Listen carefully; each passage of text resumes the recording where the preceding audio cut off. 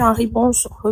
Bonjour. J'ai fait une demande de visa visiteur en 2023 et j'ai fait l'erreur de ne pas donc de ne pas poser des questions par rapport à ce qu'on mettait dans mon dossier.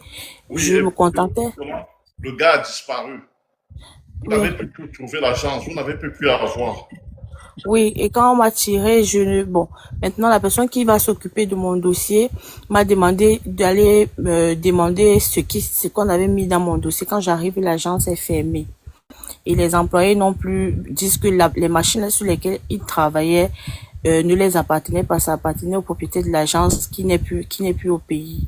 Bon, j'ai dû ressortir, j'ai dû sortir, rentrer dans le bassin, donc refuser mon invitation parce que je n'avais aucune information et je suis rentrée dans le bassin et le tirage de 399 là, puisque j'ai un quota, mes points c'est 413 points, donc on m'a tiré encore dernièrement.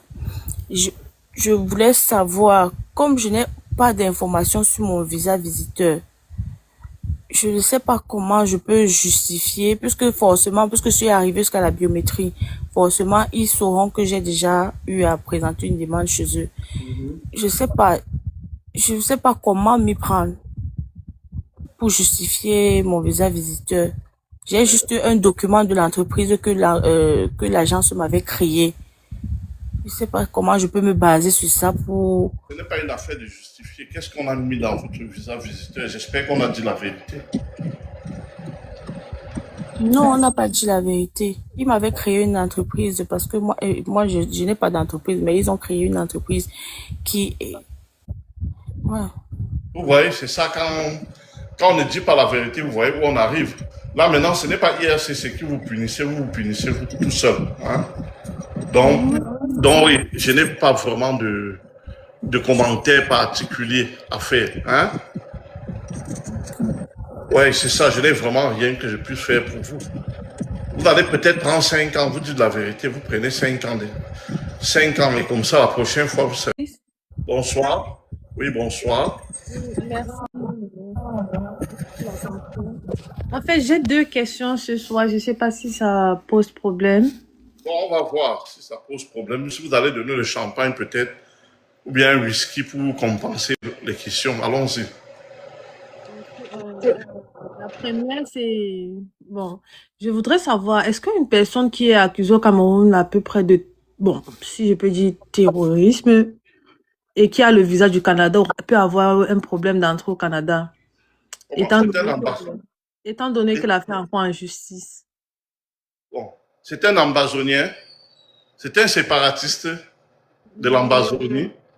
Bon, Non. quelqu'un qui est accusé de terrorisme. Bon, je ne vous dis pas de me donner le nom de la personne parce que je sais. Mais quelqu'un qui est accusé de terrorisme, oui, il sera interdit du territoire au Canada. Hein? Une personne accusée de terrorisme, hein, accusée de terrorisme sera interdit du territoire au Canada. Ça, c'est certain. Même s'il n'est pas encore condamné. Le terrorisme entre dans cette catégorie, oui. Uh-huh. Parce qu'en général, vous pouvez vous attendre à ce que la personne soit d'abord condamnée. Hein? C'est quelqu'un condamné dont on espère que... Parce que pour le moment, on dit que à moins qu'on ne soit condamné, on est présumé être innocent. Mais dans ce cas-ci, ça ne s'applique pas de la même façon. Quelqu'un accusé de terrorisme, normalement, même s'il a le visa, on devrait le bloquer. Il est interdit de territoire, même si la condamnation n'est pas effective. Même si après, on va devoir l'innocenter. Mais pour le moment, la simple accusation de terrorisme vous interdit de territoire au Canada. C'est ça. C'est une exception. Ce n'est pas toutes les infractions qui vont dans cette catégorie. Qui est ici au Canada, comme elle est arrivée comme visiteur et son statut a expiré, mais elle a oublié de renouveler. Donc maintenant, elle veut donc rester, mais on lui dit qu'avec une offre d'emploi, elle peut rétablir son statut bon, en 90 jours, oui, je pense. En 90 jours comme travailleur. C'est à peu près ça. Mais vous voulez savoir si je fais ça? Oui? Qui vous a dit que je ne fais que les demandes d'asile? Non, on fait tout. Hein. Immigration efficace Canada est spécialisée peut-être dans les demandes d'asile parce qu'il y a trop de demandes, mais les autres pans du droit, nous le faisons aussi. Hein. Donc, mais il faut savoir que non, ne demandez même pas si on fait. Même si je le fais, ce ne sera pas pour elle. Parce qu'elle ne peut pas rétablir son statut. Elle est arrivée au Canada comme visiteur. hein, on ne rétablit que ce que l'on a perdu. Elle n'a pas perdu le statut de travailleur parce que maintenant, vous dites qu'elle a une offre d'emploi, elle veut faire une demande comme travailleur. Non, vous ne pouvez pas rétablir le statut passant de visiteur et vous rétablissez le statut pour devenir travailleur. Non. Je sais qu'il y a déjà des gens qui m'ont dit qu'ils ont fait ça, ça a marché. Hein? Il y a des gens qui m'ont dit que non, ils avaient rétabli leur statut comme... Alors qu'au départ, ils étaient ceux-ci, ils ont rétabli comme l'autre. J'ai dit, bon, en droit, parce que je parle en droit. Peut-être dans les faits, il y a des agents qui peuvent mal interpréter la loi ou mal faire leur travail. Mais je suis certain que, avec une offre d'emploi, hein, ce n'est pas pour rétablir le statut. Elle ne peut rétablir son statut que comme visiteur. Parce qu'au départ, vous êtes visiteur. Hein? Le statut est expiré et vous avez les 90 jours pour rétablir le statut dans la même catégorie. Hein? Vous comprenez ce que je veux dire? Donc, elle ne peut pas rétablir son statut passant de visiteur à travailleur. C'est pas possible.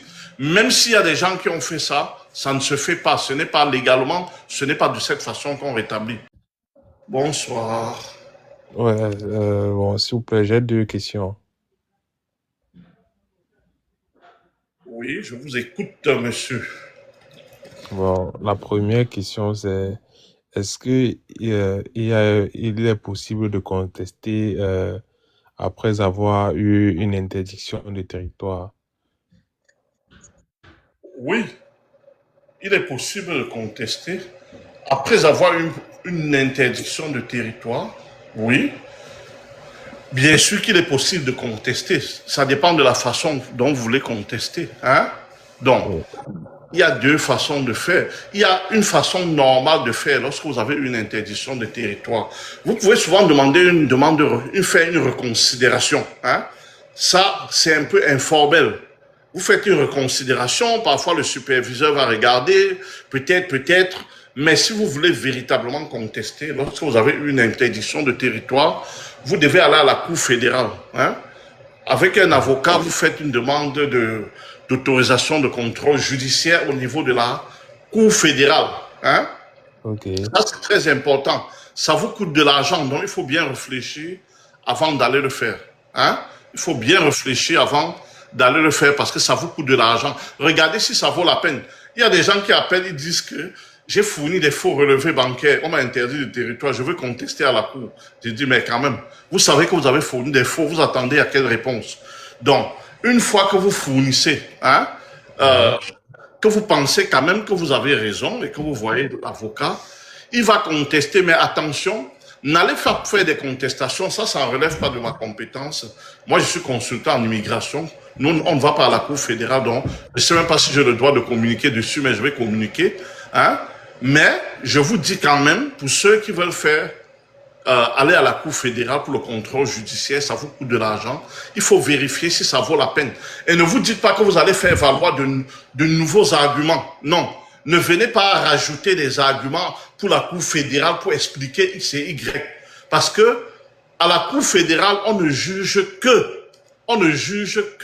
le dossier tel qu'il était au niveau de IRCC. Hein? Ce n'est pas à ce niveau-là que vous allez bonifier le dossier, renforcer des arguments, non. À la Cour fédérale, on va juger le dossier tel que l'agent avait jugé au moment où le dossier existait. Hein? Okay. Donc, c'est ça.